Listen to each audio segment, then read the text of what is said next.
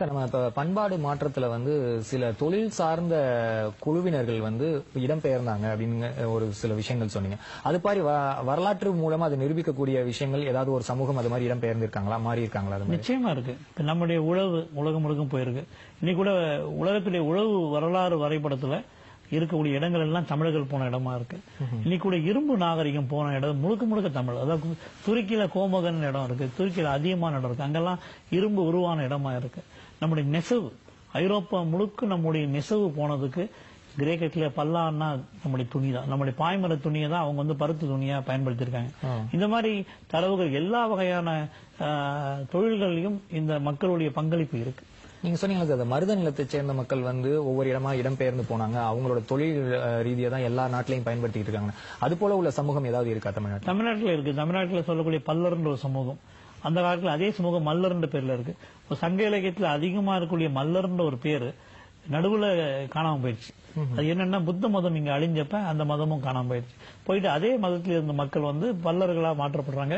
அவங்கள கிண்டல் பண்ணி கூட பல்லேசல் கூடிய பல்லு பாடல்குள்ள வருது, கூட பல்லுல. ஆமா, பல்லு பாடல்கள் வருது. இப்ப இதெல்லாம் நம்ம கவனத்தில் இப்ப இதெல்லாம் என்ன சொல்லணும்னா, இதெல்லாம் தலித்துன்ற ஒரு சொல். ஒரு 150 வருஷமா அந்த சொல் தமிழ்நாட்டில் 78ல தான் தலித்துன்ற சொல்லே வருது. இந்த சொல்லுக்கு கீழே இந்த மக்களை கொண்டு போனதால இந்த மக்கள்ன்ற வரலாறு நமக்கு தெரியாம போயிடுச்சு. அதனால நம்ம தமிழ்நாட்டில் தொழில் சார்ந்த மக்கள் அவங்க பின்னாடி எப்படி ஜாதியா மாறினாங்க இதெல்லாம் நம்ம பார்க்க வேண்டியது இருக்கு. அதாவது கடல்ல நம்முடைய கடல் கொண்ட தென்னாடு அழியுது, அந்த தென்புலத்தார் அழிஞ்சி அவங்க மேல வராங்க. அவங்களுடைய வரலாறு நமக்கு தெரியாம போயிருக்கு. இதுக்கு காரணம் நம்ம சமூகவியல் ஆய்வை பழைய கண்ணோட்டத்தில் பார்க்கணும். இதுதான் பாரதியார் மிக அழகா சொல்லியிருக்காரு, தோற்ற மயக்கம் காட்சி பிழைன்னு சொல்லிட்டு. இந்த தமிழுடைய வரலாறு இந்த தோற்ற மயக்கம் காட்சி பிழை அந்த ஊடகத்துல பாத்தீங்கன்னா உண்மையான வரலாறு நமக்கு வெளிப்படும். சார், இப்ப கடல்சார் மேலாண்மை ஒரு பக்கம் ஆராய்ச்சி பண்ணிட்டு இருக்கீங்க, புவியியல் சார்ந்த தமிழ் ஆராய்ச்சி ஒரு சைடு பண்ணிட்டு இருக்கீங்க, இது இல்லாம மாற்று எரிசக்திங்கிற இதெல்லாம் இல்லாம வேற ஏதாவது துறையில நீங்க இயங்கிட்டு இருக்கீங்களா? குறிப்பா இந்த தமிழ் தொன்மை தொடர்பான துறைக்கும் ஒரு reform, the research for reform. என்னைக்குமே இந்த ஆய்வுன்றது பயன்படுத்தி இது நூலகத்துல போகக்கூடாது.